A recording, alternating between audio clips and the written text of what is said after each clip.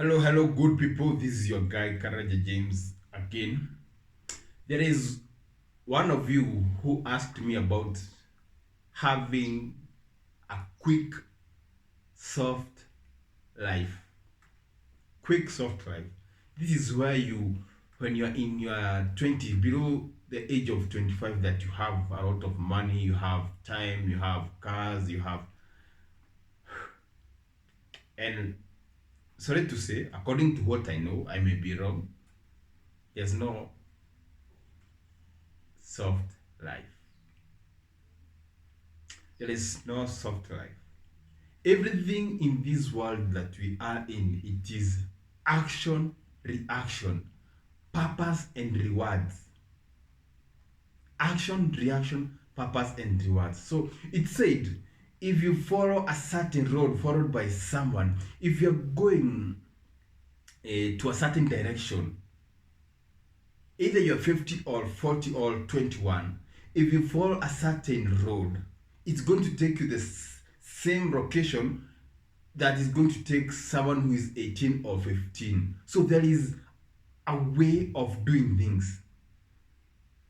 There are people who got wealth when they were young, the likes of Bill Gates, the likes of Elon Musk, the likes of Imam Gadzi, the likes of Masin Jid, you know, Mr. Beast. There are people who at their young age, and go and follow these people and listen to their stories. The easiest that you can access who are very young right now and they are very rich is Imam Gadzi. There's another guy called Majid Sin. Those guys, they are wealthy, but go and listen to their work ethics. So it is, they have followed a certain road, or they have created a road that is measurable and doable. And there are people who paid the price, like the likes of Jesus Christ died at that the three he had achieved so many things. There's another guy in the history called Abraham Alexander the Great. Go and look at that story. Alexander the Great. So I usually confuse between Alexander and Abraham. Alexander the Great. This guy, Alexander the Great, his father was Philip II. His mother was Olympias. He came from a town, a great city by then called Greek, in a certain, I would say like a country, was called Macedonia. You know, at his birth there was a lot of excitement. Actually, the mother was, I think, the fourth wife of Philip II, if I'm not wrong. But during his birth, there was excitement. The father could dream, the mother could dream. The same case with Jesus Christ. There was a lot of excitement at their birth. This guy came, and at the time of his birth, he was the one to take the throne. So he got the best scribes, the best theologians, the best philosophian at that time. Even Aristotle, Kratos, was the person who had taken Alexander the Great through his childhood. At his age of 15, he had joined the army. He was dealing with generals. At the age of 16, his father went to war and he left the throne under Alexander the Great. When his father returned home, that guy had already taken a city to the father's throne. So he rose so early. So early. At the age of 17, he was dealing with generals. Most of us at the age of 17, they know nothing. They are thinking about nothing. And if they are thinking about anything, it's about ladies who they are not even going to marry. So at the age of 17, this guy had even conquered a city. After that, he had to fight alongside his father. And I think at the age of 18, he saved his father from someone wanted to kill him at the battlefield. He fought with his father alongside his father. Hapa kwa hapa. At the age of 18, he started. Imagine this guy. I was reading about his story. He conquered so much at so young age. He went and conquered Spartans. Everybody knows about the Spartan. Even there's moving a series called Spartan. Those guys were great. He conquered India. He conquered Egypt.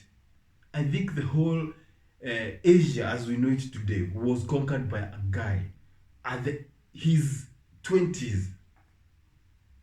At his 20s, he had acquired. Actually, the historians or the history says Alexander the Great is the greatest general of wars that ever lived in the ancient times.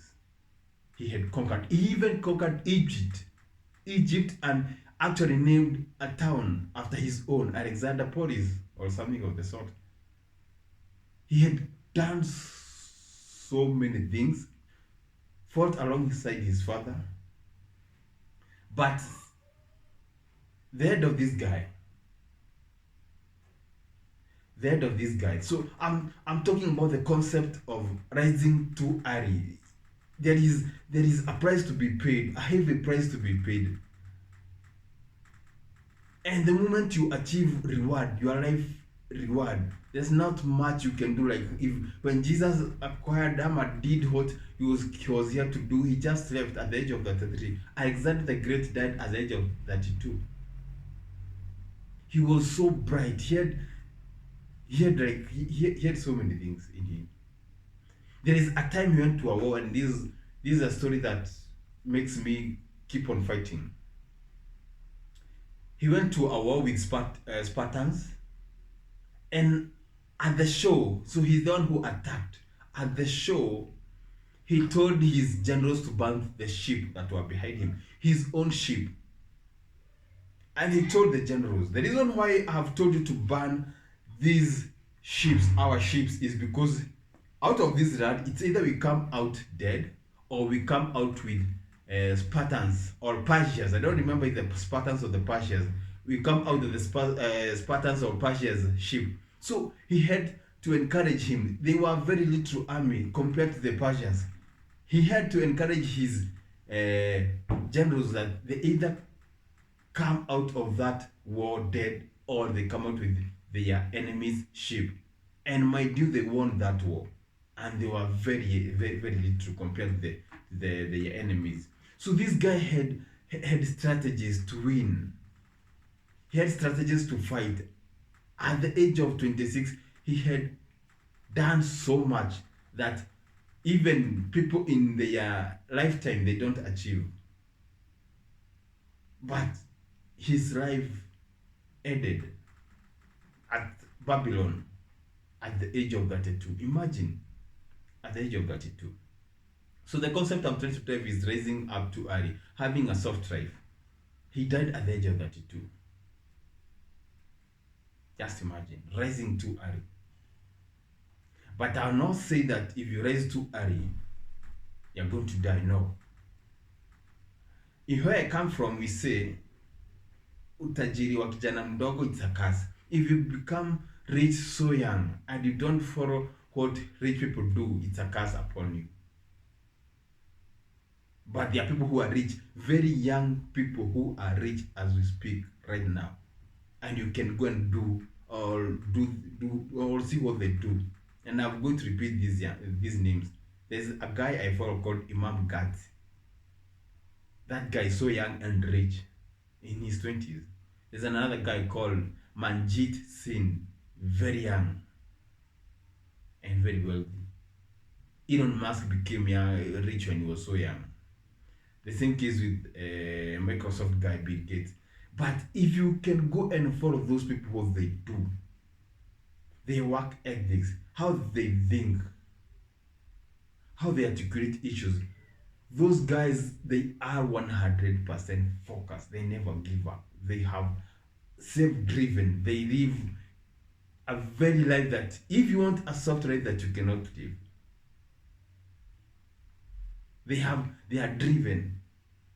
So about soft life, what I understand about life, I'm not the best of the best, but I usually say the life you are living, it's action reaction. While you do this, you get this, and you are rewarded according to the effort you put in, or input is relatively related to output.